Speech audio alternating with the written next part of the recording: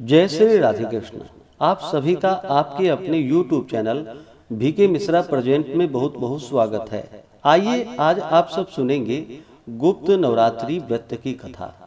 प्रत्येक वर्ष 4 नवरात्रि का व्रत धारण किया जाता है, 2 प्राकट्य नवरात्रि के रूप में और 2 गुप्त नवरात्रि के रूप में।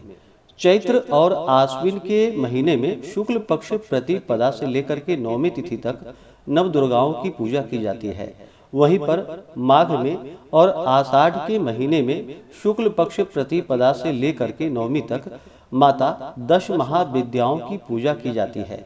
10 महाविद्या में जो कि इस दौरान माता काली, माता तारा, माता त्रिपुर सुंदरी, माता भुवनेश्वरी, माता छिन्नमस्ता, माता त्रिपुर भैरवी, माता धूमावती, माता बगलामुखी, माता मातंगी तथा माता कमला देवी की इस दौरान पूजा की जाती है। जो भी भक्त सच्ची श्रद्धा के साथ, नियम और निष्ठा के साथ गुप्त नवरात्रि के दौरान 10 महाविद्याओं की पूजा करते हैं, इस दौरान दुर्गा सप्तशती का पाठ, दुर्गा चालीसा, देवी महात्म्य आदि का पाठ या श्रवण करते हैं, इससे व्यक्ति के सभी प्रकार के दुख और क्लेश दूर हो जाते हैं।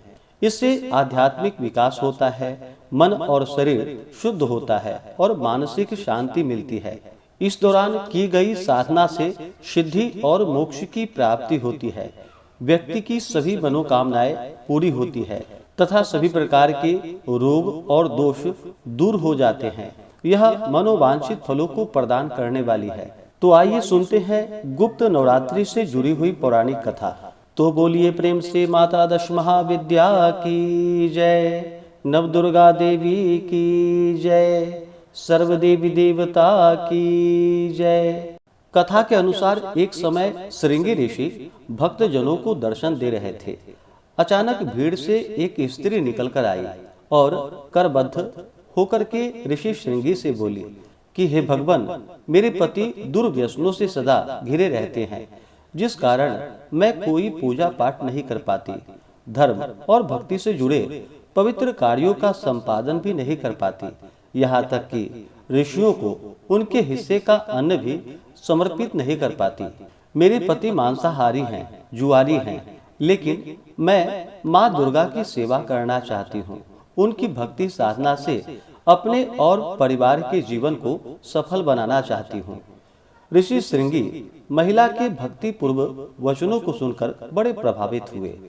ऋषि ने उस स्त्री को आदर पूर्वक उपाय बताते हुए कहा कि वासांतिक और शारदीय नवरात्रि से तो आम जनमानस परिचित हैं, लेकिन इसके अतिरिक्त 2 नवरात्रि और भी होते हैं, जिन्हें गुप्त नवरात्रि कहा जाता है। उन्होंने कहा कि प्राकट्य नवरात्रों में 9 देवियों की उपासना होती है और गुप्त नवरात्रों में 10 महाविद्याओं की साधना की जाती है। इस नवरात्रों की प्रमुख देवी स्वरूप का नाम सर्वैश्वर्य कारिणी देवी है। यदि इन गुप्त नवरात्रि में कोई भी भक्त माता दुर्गा की पूजा साधना करता है तो माँ उसके जीवन को सफल कर देती है। ऋषि श्रृंगी ने आगे कहा कि लोभी, कामी, व्यसनी, मांसाहारी अथवा पूजा पाठ न कर सकने वाला भी यदि गुप्त नवरात्रों में माता की पूजा करता है तो उसे जीवन में कुछ भी और करने की आवश्यकता नहीं पड़ती है। इस प्रकार उस स्त्री ने ऋषि श्रृंगी के वचनों पर पूर्ण श्रद्धा करते हुए गुप्त नवरात्रि की पूजा की और फिर माता उस पर प्रसन्न हुई और उस स्त्री के जीवन में परिवर्तन आने लगा। उसके घर में सुख शांति आ गई। पति जो गलत रास्ते पर था वह भी सही मार्ग पर आ गया। अन्य कथा के अनुसार प्राचीन समय में सूरत नाम के राजा थे। राजा प्रजा की रक्षा में उदासीन रहने लगे थे। परिणाम स्वरूप पड़ोसी राजा ने उन पर चढ़ाई कर दी। सूरत की सेना भी शत्रु से मिल गई थी।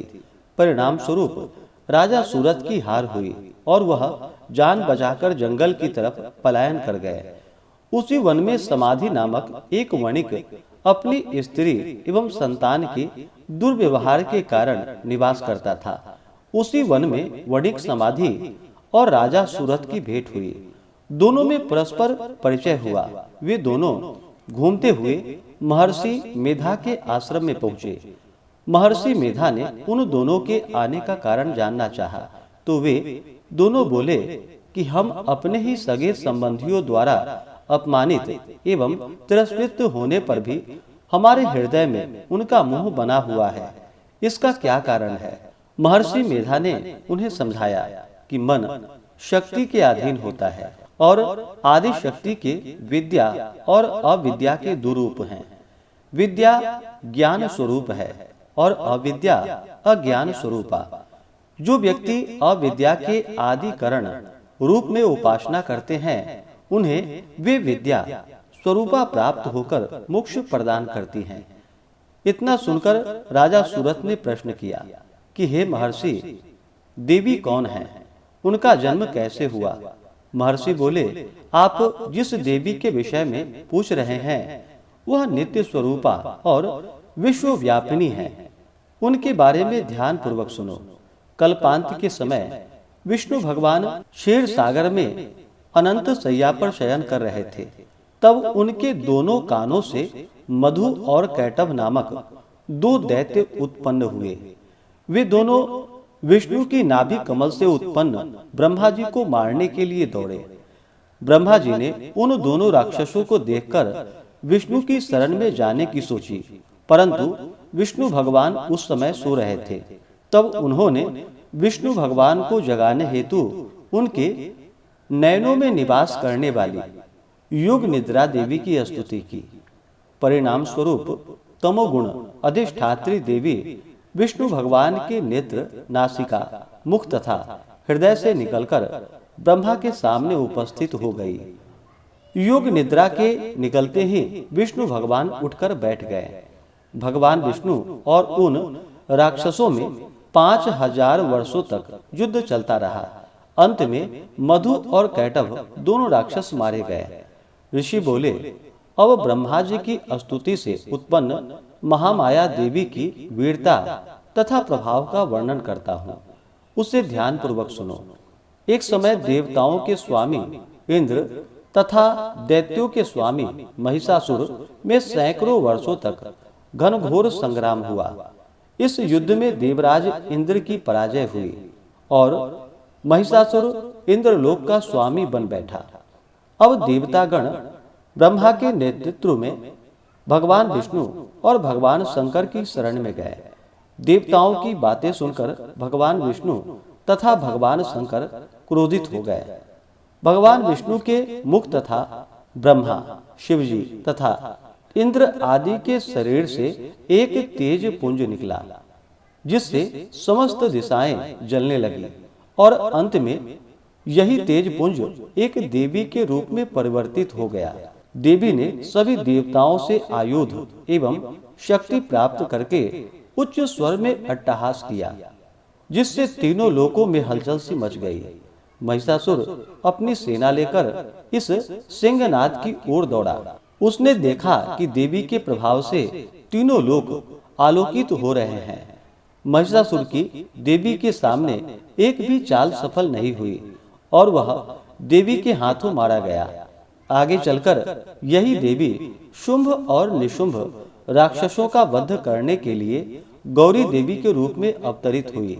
इन उपरोक्त व्याख्यानों को सुनकर मेधा ऋषि ने राजा सूरथ तथा वणिक से देवी स्तवन की विधिवत व्याख्या की। राजा और वणिक नदी पर जाकर देवी की तपस्या करने लगे। 3 वर्ष घोर तपस्या करने के बाद देवी ने प्रकट होकर उन्हें आशीर्वाद दिया। इससे वणिक संसार के मोह से मुक्त होकर आत्मचिंतन में लग गया और राजा ने शत्रुओं पर विजय प्राप्त करके अपना वैभव प्राप्त कर लिया। इस प्रकार से जो भी माता की आराधना करते हैं, माता उनके सभी प्रकार के मनोरथ को सिद्ध कर देती हैं। तो बोलिए प्रेम से 10 महाविद्या माता की जय, नव दुर्गा देवी की जय, सर्व देवी देवता की जय। जो भी व्रती हैं, व्रत धारण करने वाले हैं, उन्हें 9 दिनों तक माता की पूरे विधि विधान के साथ आराधना करनी चाहिए। इस दौरान शुद्ध और सात्विकता का पालन करना चाहिए, ब्रह्मचर्य का पालन करना चाहिए। इस दौरान फालाहार करके व्रत को धारण करें, नहीं तो एक समय सेंधा नमक का प्रयोग करके व्रत को धारण कर सकते हैं। इस दौरान किसी के ऊपर व्यक्ति को बिल्कुल भी क्रोध नहीं करनी चाहिए या किसी के प्रति अपने मन में ईर्ष्या या द्वेष का भाव नहीं लाना चाहिए। शुद्ध और सात्विकता का पालन करते हुए पूरे विधि विधान के साथ माता की पूजा करनी चाहिए। इससे माता अपने भक्तों पर अति प्रसन्न होती हैं और उनके सभी प्रकार के दुख और क्लेशों को दूर कर देती हैं तथा सुख और समृद्धि का आशीर्वाद प्रदान करती हैं। तो आशा करता हूँ कि यह जानकारी आपको अच्छा लगा हो। इसी प्रकार से ज्ञानवर्धक जानकारियाँ प्राप्त करते रहने के लिए, व्रत पूजा के बारे में जानने के लिए, कथा को सुनने के लिए चैनल पे अगर आप पहली बार आए हैं तो चैनल को लाल बटन दबा करके सब्सक्राइब करें, साथ में बेल आइकन घंटी को दबाएं ताकि आने वाली वीडियो का नोटिफिकेशन आपको समय से मिलता रहे। वीडियो को लाइक करें, शेयर करें। सुखी रहें और स्वस्थ रहें।